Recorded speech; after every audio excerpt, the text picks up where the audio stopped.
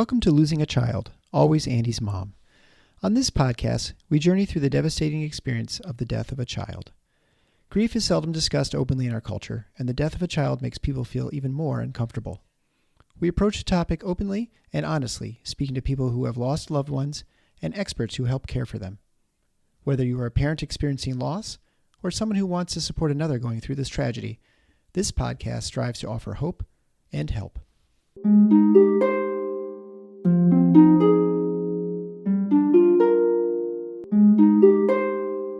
Welcome to episode number 346 of Losing a Child, Always Andy's Mom. I'm Marcy Larson, Andy's mom. Today, I have the pleasure to introduce you to Wesley. Wesley is Graham's mom.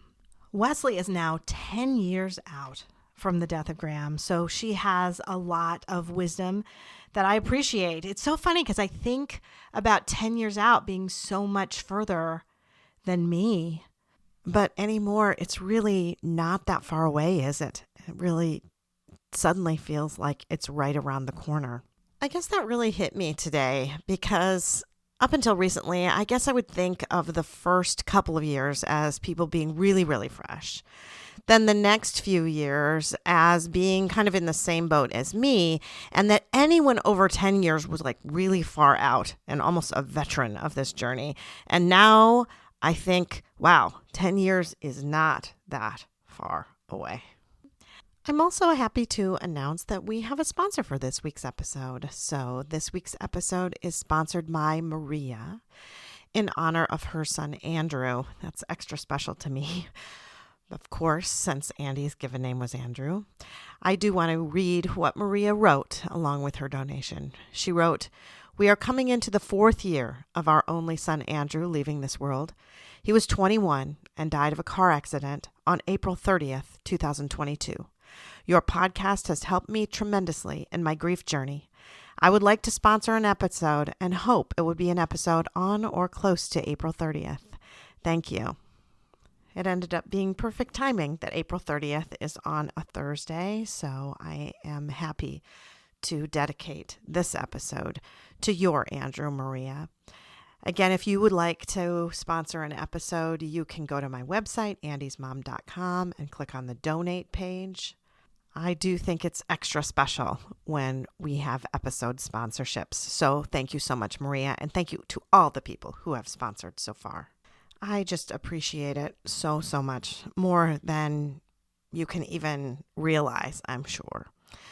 Right now, though, I just want you to sit back and enjoy listening to Wesley, Graham's mom.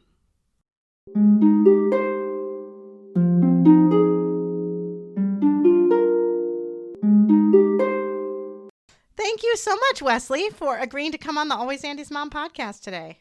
Thank you for the opportunity. Yeah, it's always fun to be able to come on and talk about our kids when we don't get much opportunity to do that anymore, isn't it? Yep. Yeah.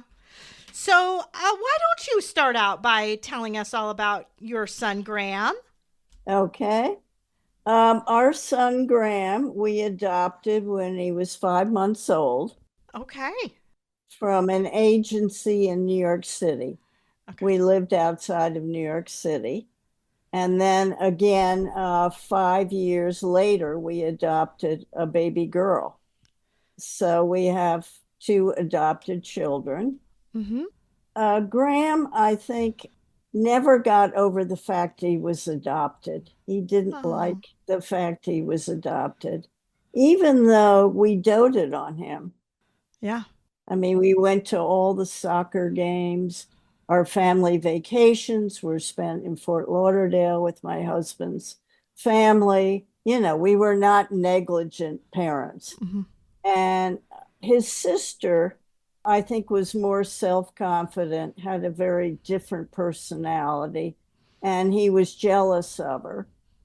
But despite the jealousy, in times of trouble, he always had her back. You know, he's very good with her. In his middle school years, that's when he started drinking and doing drugs. And you see, we didn't really know it because he would do things like take vodka from a bottle we had in our liquor cabinet, and we thought the cleaning crew that came in were drinking. Oh. So, yeah. And he told his sister that he was taking his Adderall to school that he had for ADHD and selling it and drinking. But again, I didn't know about that. But his sister did. And because she was his sister, she never ratted on him, so to speak. Oh. So I was kind of kept in the dark Yeah. for a while. And later on, he was questioning his sexuality. And I found a note in his room that was a note addressed to another male with a heart. And I think Graham was very torn at the time. At this would be in 8th grade, Mm-hmm. because he told me he was going to marry one of his classmates, Christine, who he had a crush on. And I would drive him over to her house practically every day after school so we could see her. And so I think he was very torn by that. Uh-huh. And I don't think he liked being gay at the time. I mean, he was born in 83. So this is the early 90s. And a lot of the kids were not out, if they were gay You're right. in this suburban place we lived in outside of New York City. And I later found out when he went to high school that some of his friends dropped him. He was hanging out with kids that were cutting class, doing drugs, and he was bullied by a few. And I think he fell into depression. Oh. We took him to a therapist. I told the therapist I thought my son was gay. He didn't agree with me. And then I talked to the police department and I gave them names of people that Graham was associating with. And they just dropped it. They didn't do anything. They didn't investigate. And then in high school, I didn't find out that he was cutting class till it was too late.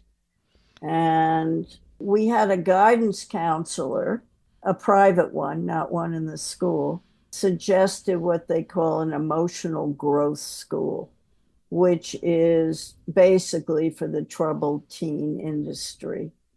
And we sent him there for 18 months.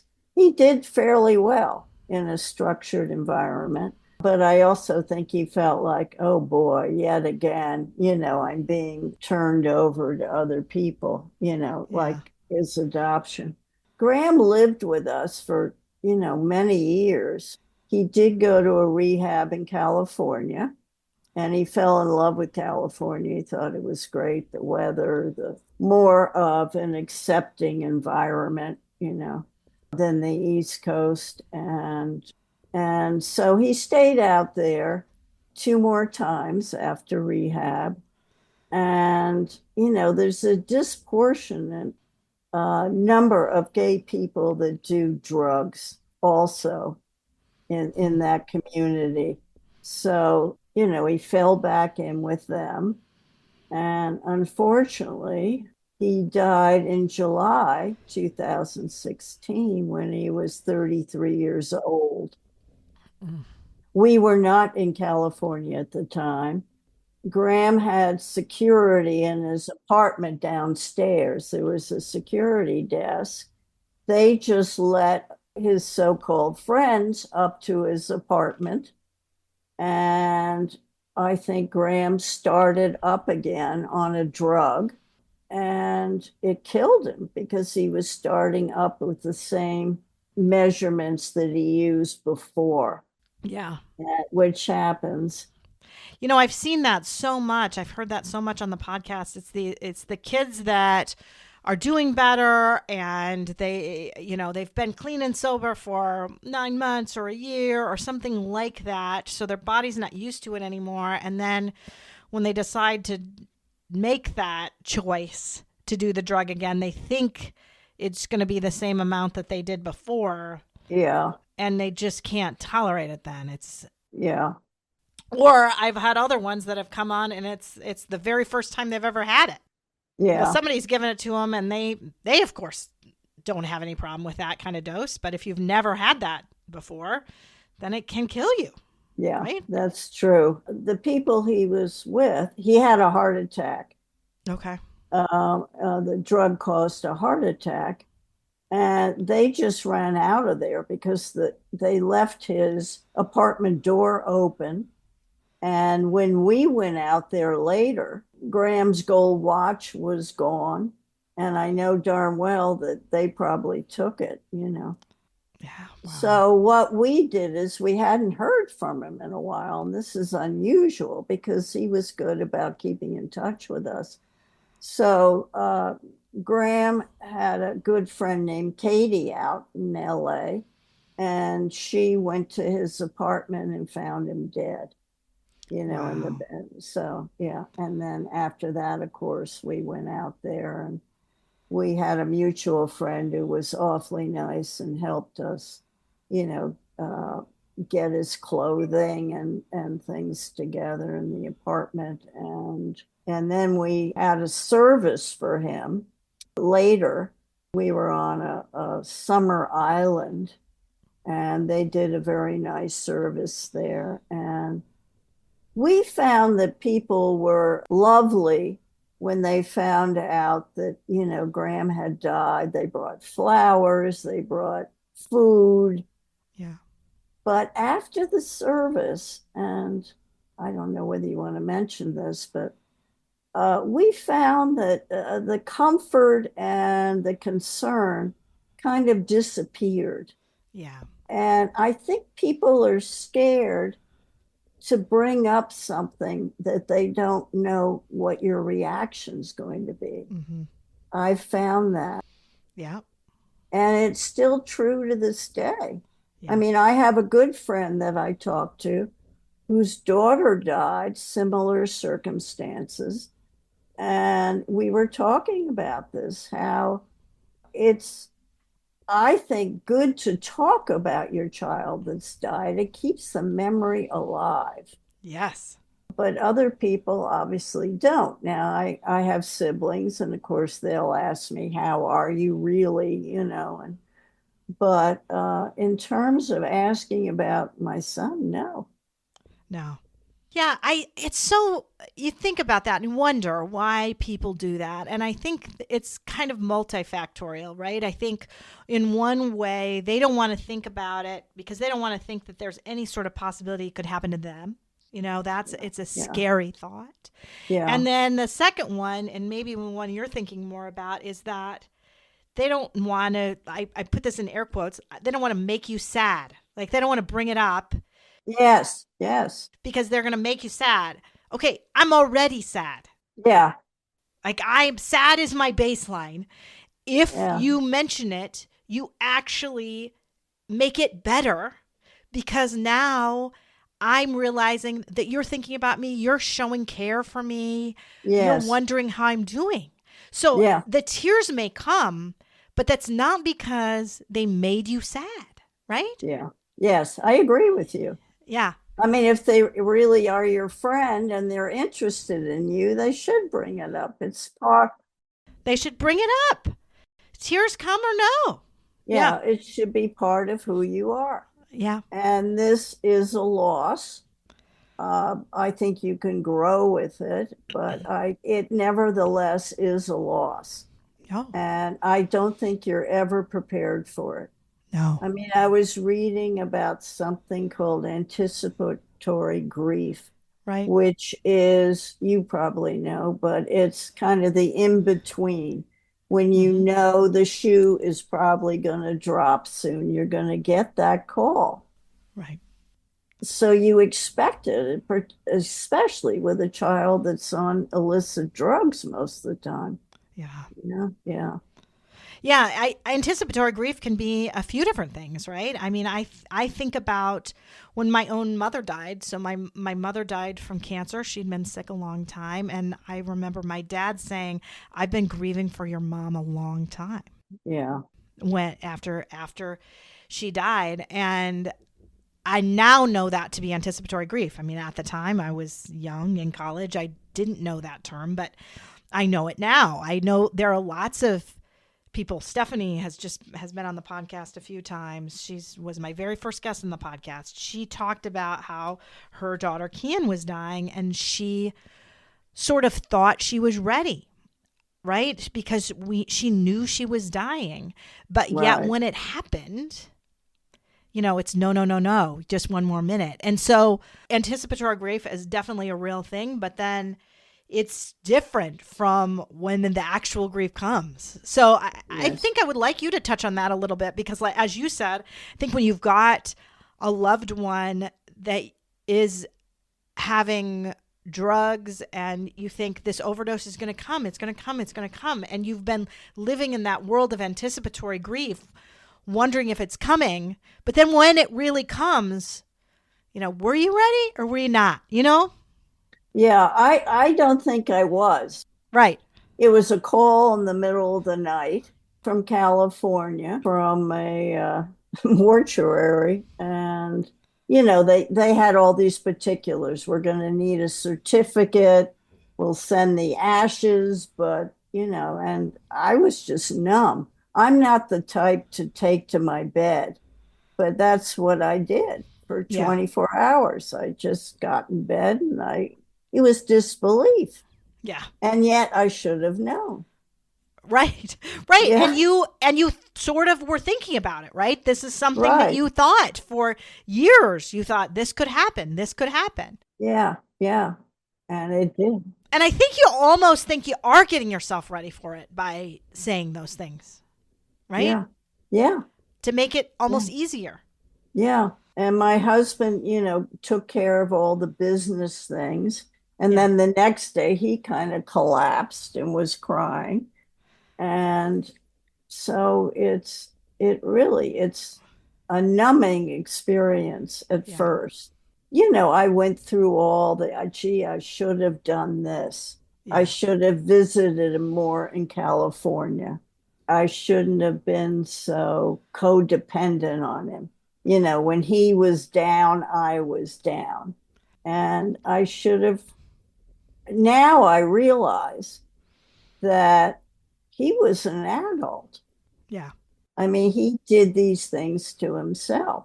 I Yeah. mean, I'm not totally responsible. I probably could have been stricter. When he had a car accident, I probably should have taken away his license. I didn't do it. But it's hard to know, right? It is hard. It is hard to know, and it's new to you. Right. And You we've talked about this many times in the podcast. Obviously, you're not as familiar with the podcast, but saying don't should on yourself, right? You do Yeah. to say I should have, it doesn't change anything. And when it comes down to it, you did the best you could with what you knew at the time. Yeah. With what you know now, you can think back, well, maybe if I did this or maybe if I did that, things would have turned out differently. But it comes right down to it. It probably wouldn't have. Probably you not letting him drive for a period of time after that would not have ultimately changed the outcome of his life. Right. But you can right, tell yourself that right. at times. Right. Mm-hmm. And, you don't want to blame anybody because who's to blame? Right. Yeah. So it's Yeah. tough. I also found it hard, but I'm over it now. I was angry at people that I knew in the community who I later found out were selling drugs and using them. And of course, their parents never said anything. Yeah. But their kids have turned around. I mean, now they're responsible. They have jobs. They've gotten married. And look what happened to my son. So I'm a little bit jealous. I have to work on that. It still bothers me in a way. Sure. I mean, Yeah. it makes perfect sense. It makes Yeah. perfect sense to have that. Yeah. It's funny, I'm a pediatrician. Obviously, I see kids all the time, and every once in a while, something just will hit me. And today I had a family come in with a brand new newborn baby boy. And they came in with the two other kids, and the girl looked about 4, and there was a little boy who was about 2, and the new little boy. And it just brought me back because I have 3 kids, girl, boy, all 2 years apart. You just find yourself a little bit jealous of looking back, like that's what my life used to be like. Yeah. 19 years ago, almost 20 now, that was me. And I don't have that innocence anymore. It's not there anymore. And the room was chaotic, and because the 2 older kids were going crazy, but they were so excited to have a baby brother and all of that. And you just want to say, you don't know how lucky you are right now. Yeah. And all the chaos, because you just don't know. You just don't know. That's true. I mean, that was me. That was me. And then 12 years later, Andy dies in a car accident, and our whole life is upended. Right. So, well, it changes you forever. Yeah. So I think those little things of jealousy can just kind of come at you unexpectedly. I did not expect that when I walked into that room today. I mean, I also did not expect there to be a 2 and a 4-year-old running around, but not. I just, you don't expect it. It just hits you from nowhere sometimes. Yeah, it does. And obviously, it's not the right order of things. No. Your kids are supposed to bury you. You're not supposed to bury them. Right. So it's, Yeah, you're supposed to raise them, and then they outlive you, and they take care of you, right? That's what should happen, and yet it's not what happened. Right. Mm-hmm. So it's been 10 years now for you. Yes, yeah. Talk about that. It's got to be hard to wrap your head around. Well, it is. I think, I'm not numb anymore, obviously, the way I was. I do feel I'm helping people by posting on my blog, and I started a Facebook group called Kids on Drugs, Signs, Risks, and How to Get Help. So I feel that's helping people. And I journal. Yeah. Mm-hmm. Which helps. And I'm currently starting to write a book. I've done a lot of research on addiction. Yeah.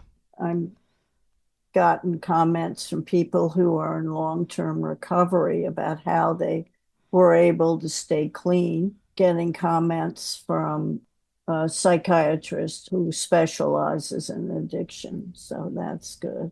I'm more clear-headed. I mean, after this happened, I was not in a daze, but I almost hid from people. I was ashamed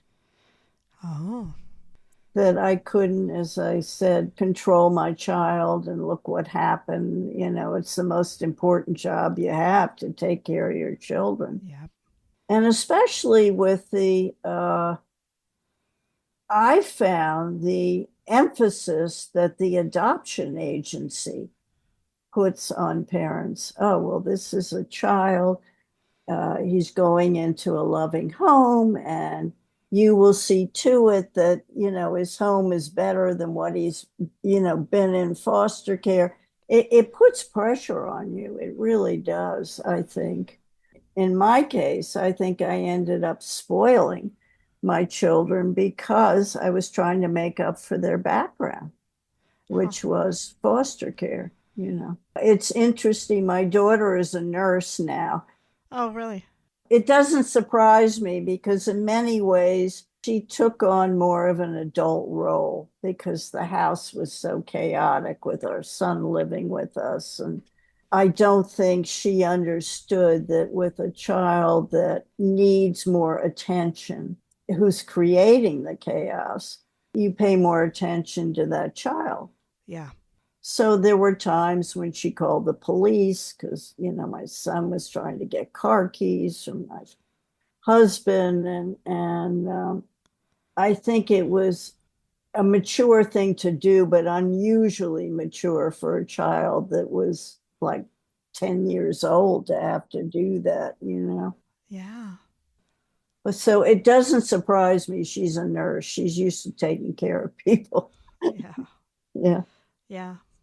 Yeah. Well, that's a lot, like you said. I mean, he started having these struggles already in middle school, which would Yes. have been, 13 years old, and she would have Yeah. been 8 12. at the time, Yeah. right? So, 12. yeah. 12. Yeah. Yeah. Yeah. So that she would have been 7 years old. That's a lot. Yeah.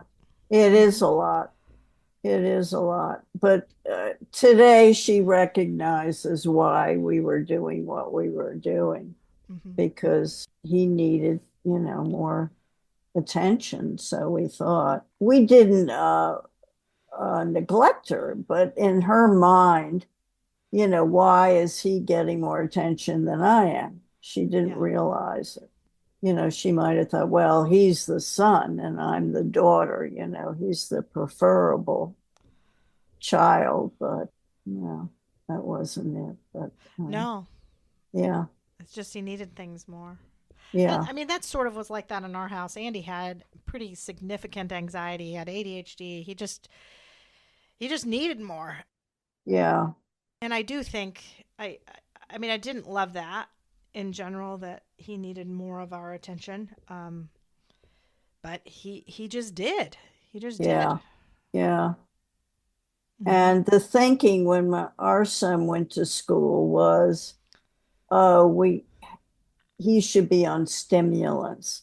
Uh-huh. He was on Ritalin, and you know, I'm wondering if that led to using illegal stimulants, cocaine, methamphetamine. I don't know, but it certainly his body was used to it. Hmm. Yeah, Yeah, it's hard to know. I mean, obviously, I put kids on it all the time, and I feel like yeah, more and more and more, it seems like that's what that diagnosis is coming up more and more and more, and it's hard to know what to do. Right? It's hard to know yeah, yeah. because certainly you don't want kids then moving on and doing more. Right, Yeah, right. yeah, Yeah, it's hard. yeah. So, talk about what you're doing now. You touched on your blog, but let's talk about how did that start and what do you do on your blog, things like that. Just expand on that a little Okay. bit. Well, I have a blog that is called When Your Child is Addicted. Mm-hmm. I talk about, it's based on research. Okay. Once in a while, I may comment on movies I've seen that feature addiction, but basically it's about research. And then the other one is When Your Child is LGBTQ plus. And they're both on my website, which is wesleycullendavidson.com. And then I started the Facebook group called Kids on Drugs, Signs, Risks, and How to Get Help, because there are so many new drugs coming up. It's just, Yeah, it's scary. it really is. Sometimes I have authorities like Dr. Amen, you may have heard him, or Dr. Joseph, and I have videos of what they say. Oh, And for instance, cannabis is really a problem now. oh yeah. And they're saying it is more detrimental to your brain than cocaine, methamphetamine. It can cause psychosis. It's so much stronger than it was in the 60s. But so, some of that is warning to parents. Well, and it's really hard, especially when you live in a state like I do, like Michigan. Michigan is it's legal. Yeah, Marijuana is legal, and it I think that has really harmed things for kids. Obviously, it's not legal for kids, but I do feel like when I ask them about drug use, it's interesting because far few are smoking like nicotine, that's cigarettes. yeah, I, yeah, I don't have that very much at all.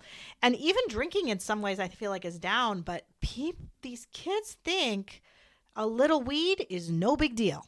Like yeah, it's unbelievable to me that how that has changed, I feel like, in the last few years, because they feel like since it's legal here, it must be safe and not be harming them, and which is so not true. I know. And what do you do? I mean, the states are all trying to legalize it. You Yeah, I got know. over half the states are already it's legal. So, if your parents tell you not to do it and the state's telling you can, you've got a real problem. Well, and I've got kids coming in and their parents smell of marijuana. Like, Oh, I know it's in wow. the home. Like, your parents smell of it. I don't Yeah. know how then the kids think that it's not okay when mom and dad are Yeah. doing it. Yeah. They're not going to think they're going to think it's fine, right? Oh, boy. It's hard. It Really is hard. hard. It is hard. And like you said, I mean, I think sometimes when you have mental illness struggles, these kids, then they will use marijuana, alcohol, other things to self-medicate too, Yeah. Yeah. right? So that does Yeah. put them at higher risk too when you have emotional struggles. Yeah. Mhm. It's, It's it hard. is bad. Yeah. Hmm. The other thing I wanted to mention, you might find this interesting. Before I get out of bed, I do a combination kind of meditation Uh-huh. and saying my prayers. And I got into that habit, I think, because I went to an all-girls school and we had chapel every morning.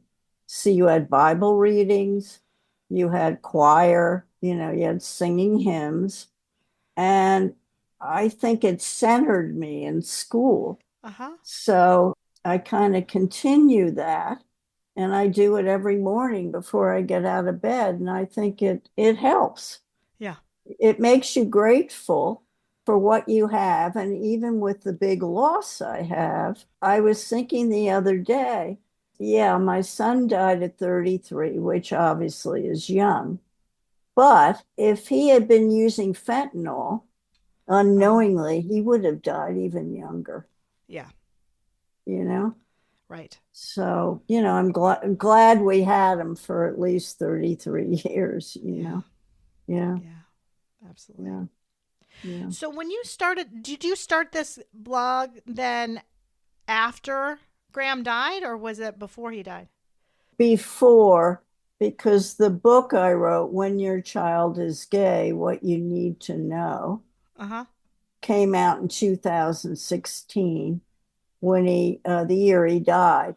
So I did start the blog before, in anticipation of the book's release. Okay. So I was just yeah, wondering because it's not about yeah, a child dying. It's about certainly about addiction, but not about, child loss, so to speak. So, yeah, yeah. and your goal really is to try to help people who are still alive before they get to become you, That's right? right. Hmm. Yes. Yeah. Yeah. Yeah, Yeah. absolutely. Yeah. Absolutely. Well, any other words that you have that you want to share with people who've lost children? Well, I don't think it's linear. I don't think there's any time period when you feel, oh, gee, it's been a year. I really should get over this. Yeah. And I think you will always be sad on Christmas, Yeah. a holiday, child's birthday. It's always going to happen. Right. I think obviously parents love their children. So I think that loss will be with you forever. It's just you have to kind of incorporate it into your daily life. Yeah. So it doesn't become the whole point of your life, Yeah. Yeah. But it's part of you, It is right? part of you. Mm-hmm. Mm-hmm. And it should be, Yeah. I think. But I always love there's an image of this, and it can work in several different circumstances, but I think it works well in the child loss. Is that if you think of child loss as kind of a big rock, okay? So at first, when your child dies, it's just this huge rock with you, and you like can't even move it. It's like attached to you. You can't move it. Everybody sees just the rock. You just see the rock. But after time, that rock begins to get smaller and smaller. And now you can walk around in your daily life with your rock. And you maybe have it in your pocket.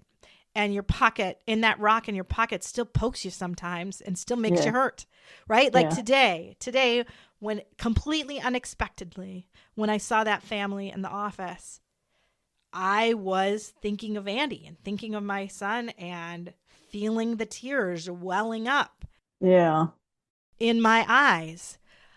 But it wasn't every part of my being now. It's just part of me. It's always there.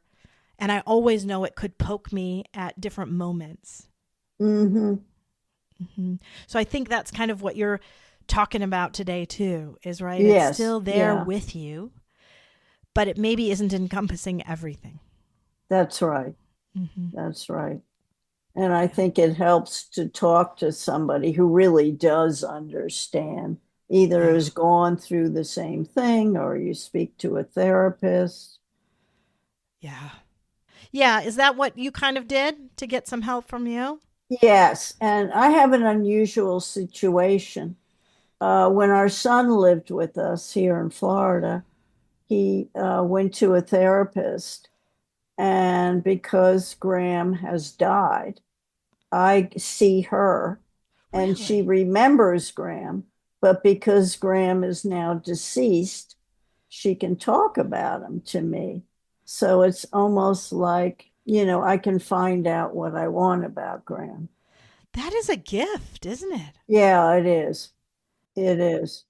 Wow, I'm glad we brought that up. Yeah, that's really, really neat for you. Yeah, because I didn't understand exactly, what mental health condition he had. I knew he didn't like being adopted. And, I found out a lot and it made me feel better about myself that, that I tried, but obviously, couldn't make him as well as I thought I could. Yeah. Again, you did the best you could with the information you had at the time. Right. But that is beautiful that you have his therapist to be able to kind of help walk you through that and help you remind you of that probably again and again, that you did the best you could. You did the best you could. Right. Mm-hmm. Right. And I do remember the good times. I mean, when he was sober, we'd laugh so, and, they were fun. Yeah. And, I think of those, which is good. And so does his sister. So that's good. That is good. Yeah. Yeah. That is good. Yeah. Well, thank you so much for coming on the Always Andy's Mom podcast today. Oh, well, thank you. Thank you. Yeah. Absolutely. Yes. Yes. It was a joy hearing all about Graham. So thank you. Thank you. Well, thank you for the opportunity. Mm-hmm. Yeah.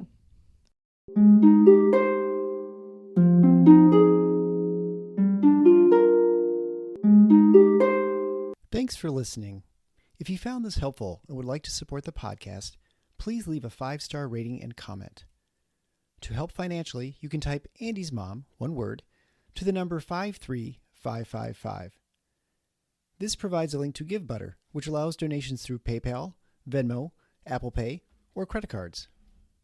GiveButter will provide a receipt of your tax-deductible donation, or you can visit the donation page at andysmom.com/donate. Always Andy's Mom is a registered 501c3 and can receive donations through Thrivent Financial and Benevity. Marcy loves hearing from listeners. Please feel free to reach out to her via email at marcy@andysmom.com or on the Instagram or Facebook Always Andy's Mom accounts. Sign up for the email list to get weekly episode links as well as pictures of Marcy's guests and their children. Together, let's work to inspire hope, one day at a time.